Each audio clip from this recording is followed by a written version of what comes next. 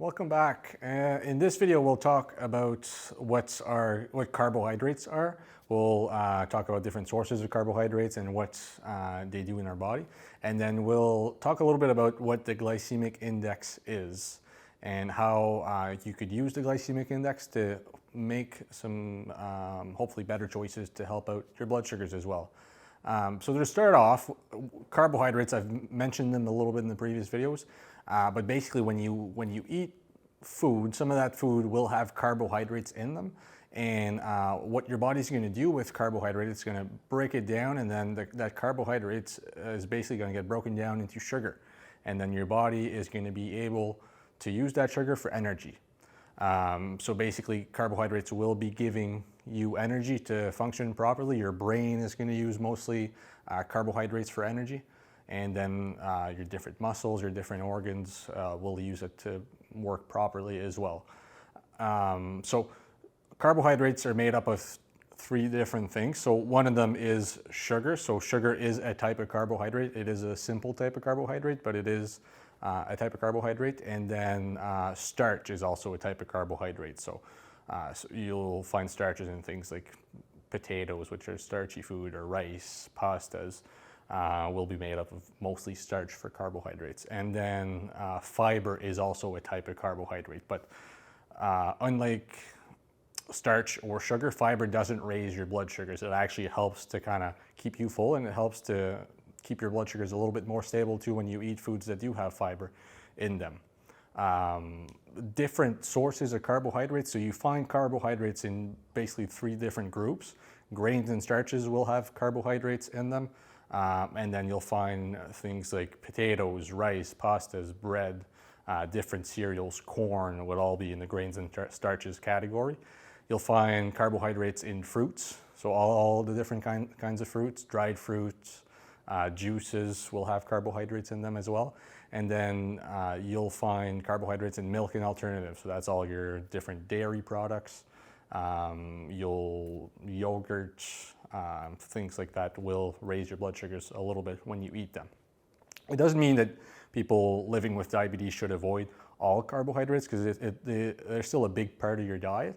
But hopefully, when we look at the glycemic index, and I'll explain a little bit what it is, it can help you make some better choices as far as carbohydrates. So it's still okay to eat foods that do have carbohydrates. And in the previous video, we talked about the healthy plate, and basically a quarter of that plate would be grains and starches. So it's still good to get some carbohydrates, and it will, like I said, it will give you some energy when you do eat carbohydrates that your body needs.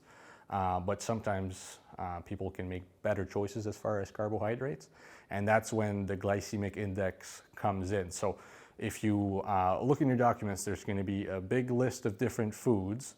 And they're going to be ranked by how they raise your blood sugar. So that's the glycemic index. It's a scale of different foods that are going to rank all those kinds of food into three different categories. And basically foods with a low glycemic index are going to help your blood sugars by not raising them as much and not raising them as quickly than foods in the high glycemic index category. So if you go for foods with a higher glycemic index, basically your blood sugars are going to go up a little bit faster and a little bit higher than they would if you would choose foods with a lower glycemic index. So it's a good idea to try to pick more foods in the low glycemic index category, or even in the medium, so that middle column too. And then as you see in the last column, the high glycemic index, it doesn't mean to always avoid those foods, but it's just to choose the least often of those foods. So even looking at the index and then switching out a few different kinds of food that you usually eat, and trying to pick food that are lower in glycemic index with those things. So the glycemic index is a tool to kind of help you make better choices. Like I said, it's still okay to go for foods that do have carbohydrates in them, and it's good to include them with your meals and with your different snacks if you're going for that too. But it is a tool to kind of help you to make better choices, and maybe even switching out a couple of things.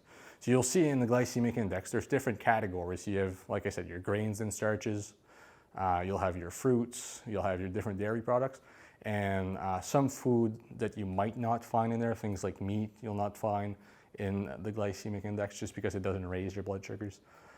Most of the vegetables too you won't find in there just because it doesn't raise your blood sugars if they don't contain enough carbohydrates.